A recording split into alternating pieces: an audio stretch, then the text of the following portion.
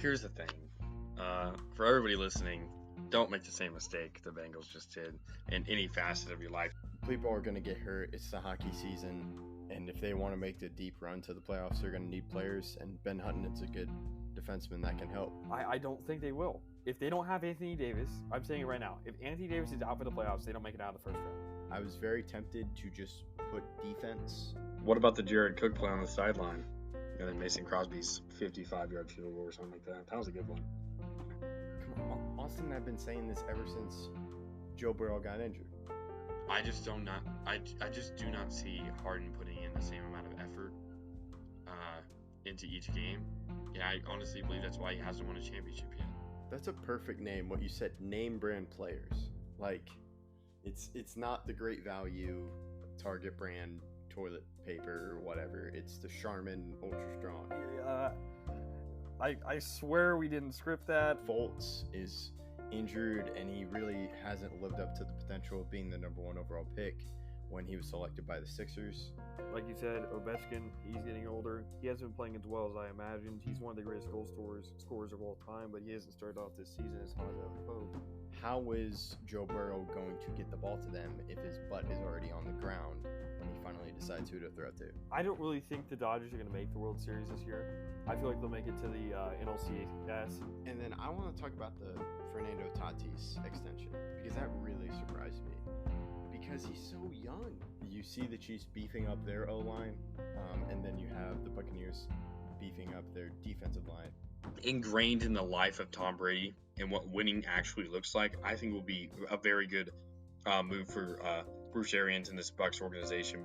Hi, I'm Jeff Allen, and you're listening to Outsiders Opinions with Kevin and Austin. What's up, y'all? Welcome to our 57th episode. Make sure to check out our last episode where we did NHL predictions. So Austin and I are again facing off, and it's been a great start to the NHL playoffs, but we're going to switch gears a little bit to the NBA. And before we can talk about the NBA playoffs, we have to talk about the NBA play-in. And so this is just an NBA play-in preview, so no predictions, or we'll give hints, but it's not a battle or a contest between Austin and me. So just let us know your thoughts about the plan.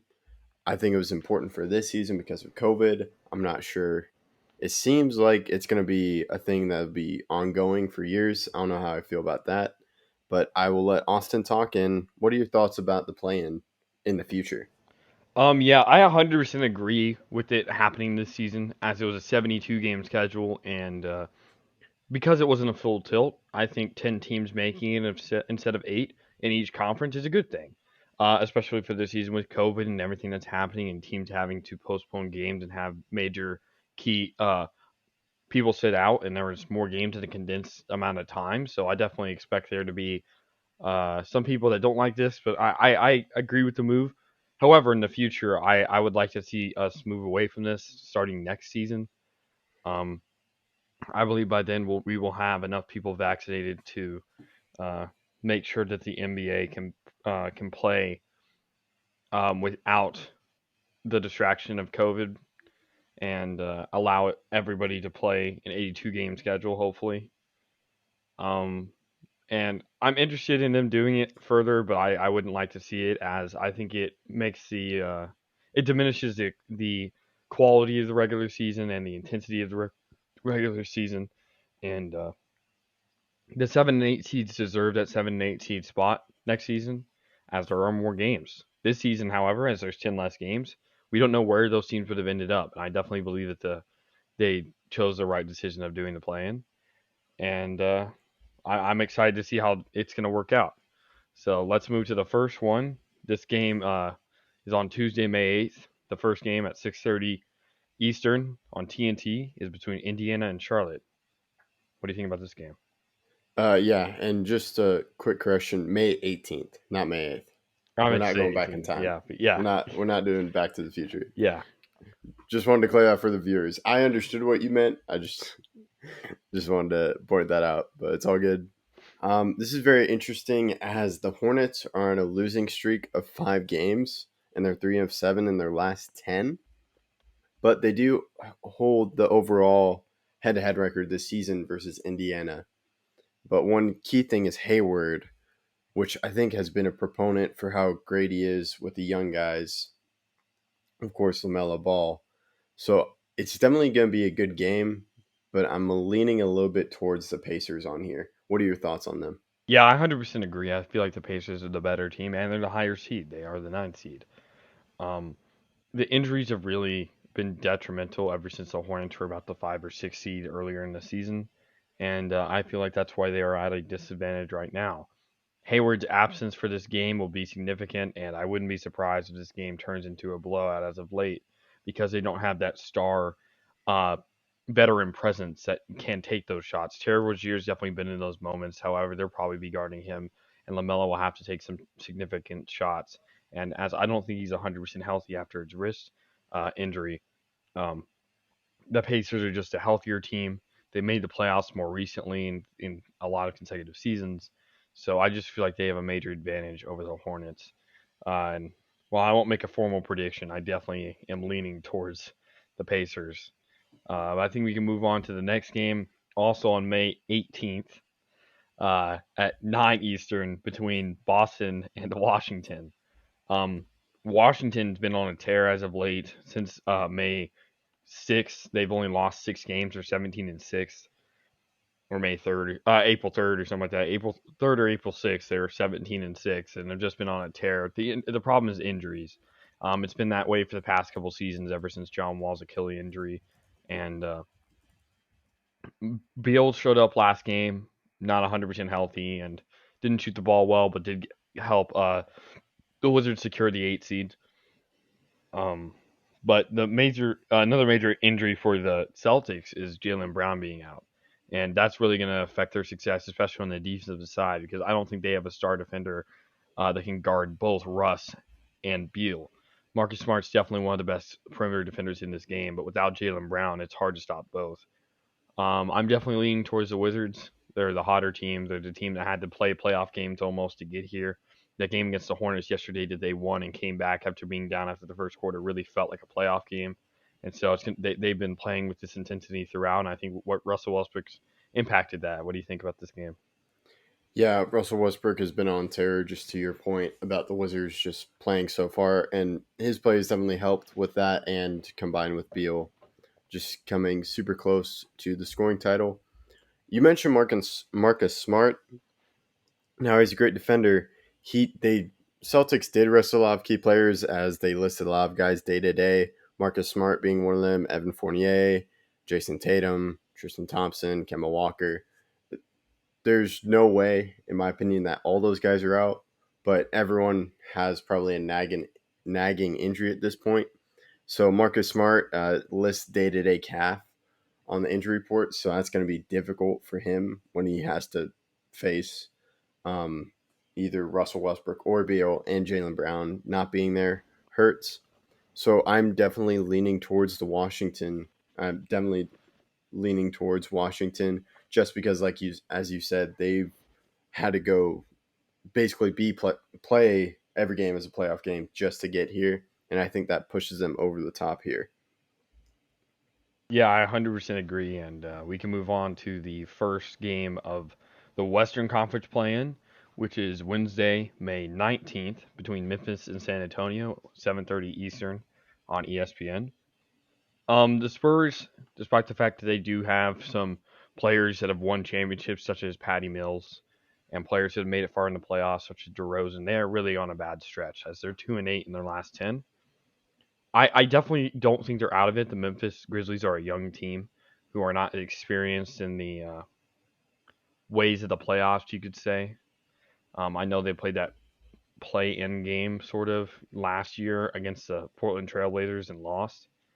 And I definitely expect them to have an edge in this game. However, the coaching of Greg Popovich can never be understated. And as this is a veteran core group with some pretty good defensive players, I would not be shocked if the Spurs did pull off this quote-unquote upset and move on to the next game. What do you think? Yeah, I definitely agree with you there. Memphis, I forgot about them being in the play-in, but still, it's not quote-unquote a real playoff game last year. It was just in the bubble. And to your point, you mentioned great defensive team. Greg Popovich probably has something he can throw at John Morant and just mess with and kind of throw him off a little bit. So I think that kind of leans toward the coaching, just genius of Greg Popovich really helps. And I think DeMar and will really go out this game and really prove, kind of reflect what he's been doing all season, but we saw a lot of it more have a greater impact in the beginning before they hit this really bad stretch. But I think we can move on to the LA Lakers versus the Golden State, the 7th and 8th seed in the 7th seed in the Lakers and 8th in the Warriors. This is a matchup, if you said probably at the beginning of the season, people will go, oh, Western Conference Finals, maybe, or divisional round. Nope, it's a play-in game. So what are your thoughts on this? Yeah, I don't know if I would have went so far to say that this would be a Western Conference Finals, especially with the absence of Klay Thompson, which can never be understated, as Curry has been guarded just like Beal has. Both of those guys, especially with stars out for them, have been guarded, double teamed, triple teamed, quadruple teamed, everybody on the court teaming them. But it's important to realize that LeBron and AD are not 100%, and I do think that's going to impact this game. And I would not be surprised, like I said before, the Lakers are not making out the first round of AD is not healthy, and I'm holding that the same thing. And it's also, I parallel that with LeBron. If LeBron's on 100%, I would not be surprised if they lose this game and then lose to either the Grizzlies or the San Antonio. And this could be a very quick. It's not even the playoffs, so I can't even call it a playoff run. The Warriors, they don't even. Yeah, they don't even make it to the first round. So, you're like, just to your point, what else were you gonna add? Just the tear that the Warriors have been on. Curry's been on a mission, and that's not only him. He's not shot as well as some people had hoped recently, but last game when he scored 46 points to secure the scoring title, he really showed out and won that game over the Grizzlies to clinch the 8th seed. I definitely expect there to be some interesting. Frank Vogel is definitely going to have some interesting and tough task to take care of Stephen Curry and make sure that he does not go off for a significant amount of points.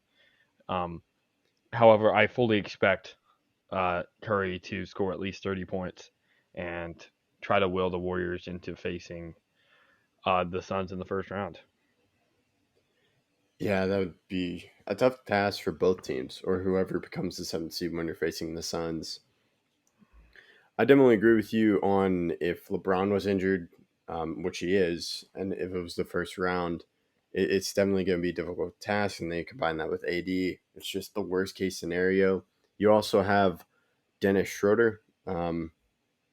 He is getting back from protocol, so he's quote-unquote healthy, but just hasn't been in the game for, I think, about 2 weeks, just because of the COVID protocol. So it's definitely going to be a great game to watch. Probably not the most flawless game of basketball that these teams are capable of, just because of the injuries. It's just a one-man show of Curry. There are some other guys, but it's mainly Curry. And I'm not sure if I see a consistent player on the Lakers that can really defend Curry if he gets hot. Do you agree with that statement? Yeah, 100%. Curry, I don't know if any one person can guard Curry right now, especially if how he's playing, but it's going to be interesting the system that Vogel puts in place to help instill confidence in the Lakers being able to guard him. If you guys want to catch this game is at 10 Eastern on May 19th on ESPN. And then the winner of the first game in the East, which was Indiana versus Charlotte, the winner of that game will face the loser of the Wizards Celtics game, and that game will be on Thursday, May 20th at 8 p.m. Eastern on TNT. And then the next game between the loser of the Lakers Golden State game and the winner of the Memphis San Antonio game will face off on Friday, May 21st, where a time's to be determined, but it will be on ESPN.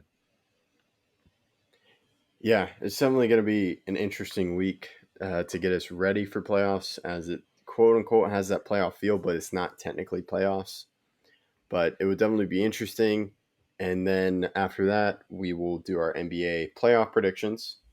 So it's going to be a very exciting week as we have NHL playoffs and then NBA playoffs.